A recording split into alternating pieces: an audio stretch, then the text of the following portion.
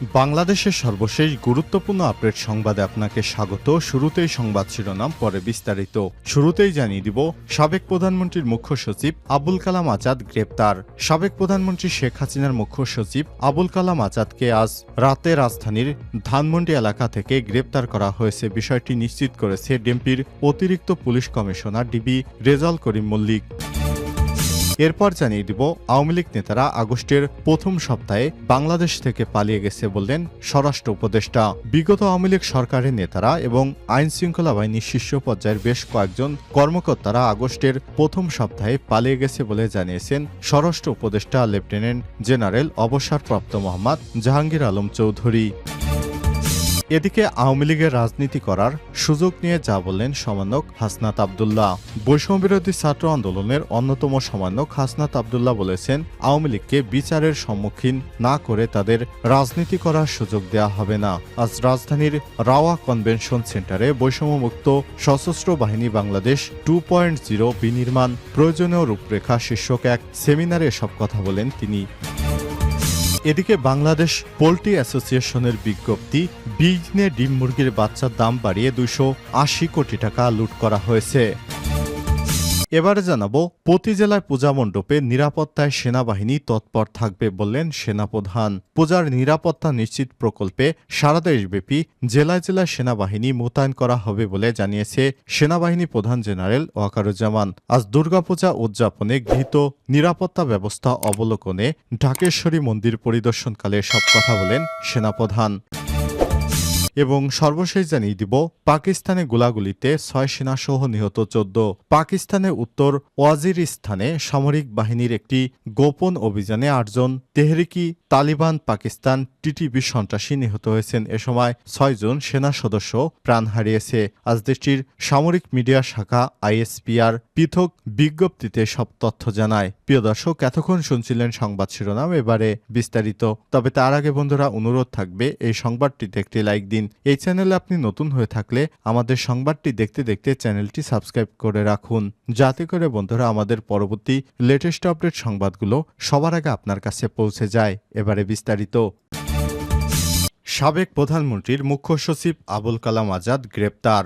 সাবেক প্রধানমন্ত্রী শেখ হাসিনার মুখ্য সচিব আবুল কালাম আজাদকে গ্রেপ্তার করেছে গোয়েন্দা পুলিশ ডিবি। শনিবার 5 অক্টোবর সন্ধ্যায় রাজধানীর ধানমন্ডি এলাকা থেকে তাকে গ্রেপ্তার করা হয়। বিষয়টি নিশ্চিত করেছে ডিএমপির অতিরিক্ত কমিশনার ডিবি রেজাউল করিম মল্লিক। তিনি বলেছেন, তার বিরুদ্ধে সুনির্দিষ্ট অভিযোগ ও মামলা রয়েছে।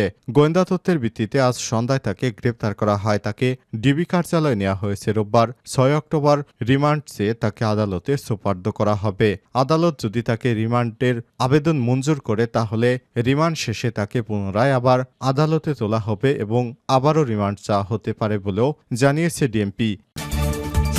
আওয়ামী লীগ নেতারা আগস্টের প্রথম সপ্তাহে পালিয়েছে স্বরাষ্ট্র উপদেষ্টা।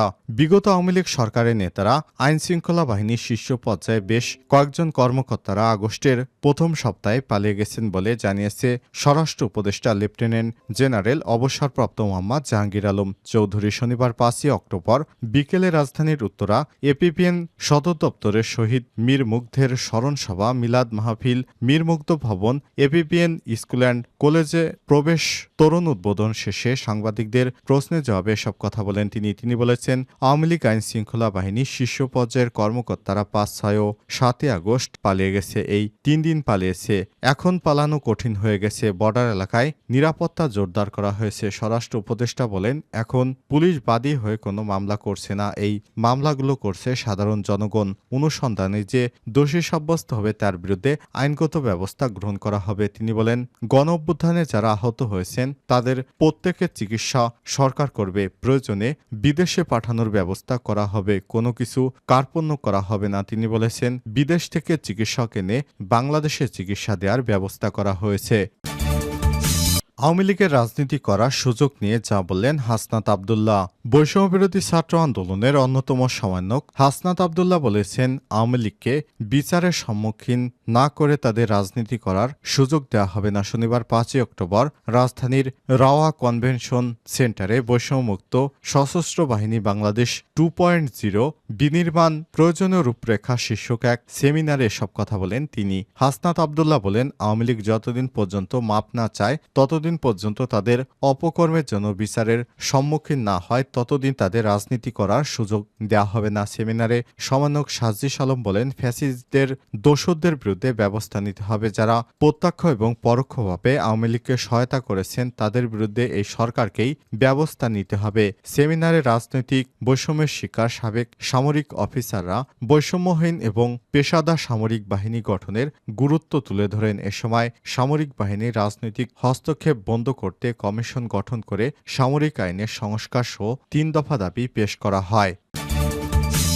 বাংলাদেশ পোল্ট্রি অ্যাসোসিয়েশনের বিজ্ঞপ্তি, ২০ দিনে ডিম মুরগির বাচ্চার দাম বাড়িয়ে ২৮০ কোটি টাকা লুট করা হয়েছে। সপ্তাহের ব্যবধানে একটি ডিমের দাম পৌঁছেছে ১৫ টাকায়। এমন অস্থিরতা নেপথ্যে বহুজাতিক কোম্পানি এবং রাজধানীর তেজগাঁও ডিম ব্যবসায়ী সমিতিকে দায়ী করেছে বাংলাদেশ পোল্ট্রি অ্যাসোসিয়েশন।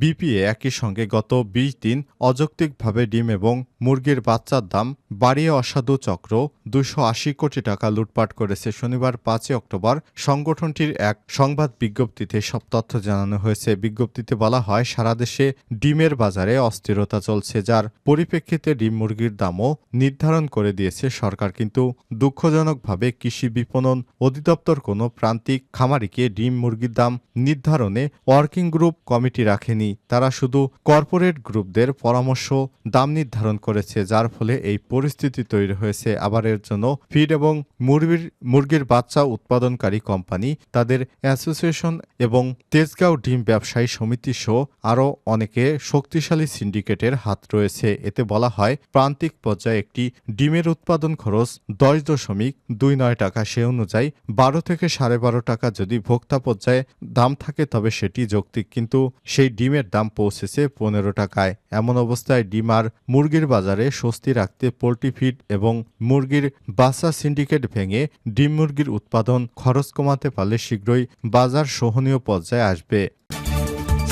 প্রতি জেলায় পূজা মণ্ডপের নিরাপত্তায় সেনাবাহিনী তৎপর থাকবে বললেন সেনাপ্রধান। পূজার নিরাপত্তা নিশ্চিত প্রকল্পে সারা দেশব্যাপী জেলায় জেলায় সেনাবাহিনী মোতায়েন করা হবে বলে জানিয়েছে সেনাবাহিনী প্রধান general Wakeruzzaman, OSP, SGP, PSC. শনিবার ৫ অক্টোবর ২০২৪ দুর্গাপূজা উদযাপনে গৃহীত নিরাপত্তা ব্যবস্থা অবলোকনে ঢাকেশ্বরী মন্দির পরিদর্শনকালে তিনি এসব কথা বলেন। পরিদর্শনকালে সেনাবাহিনী প্রধান বাংলাদেশি হিন্দু ধর্মাবলম্বীদের সবচেয়ে বড় ধর্মীয় উৎসব শারদীয় দুর্গাপূজা উপলক্ষে হিন্দু ধর্মাবলম্বী সবাইকে শুভেচ্ছা জ্ঞাপন করেছেন। এ সময় তিনি উপস্থিত মহানগর সর্বজনীন পূজা কমিটি এবং বাংলাদেশ পূজা উদযাপন পরিষদের সভাপতি ও অন্যান্য সংশ্লিষ্ট সবার সঙ্গে মতবিনিময় করেন।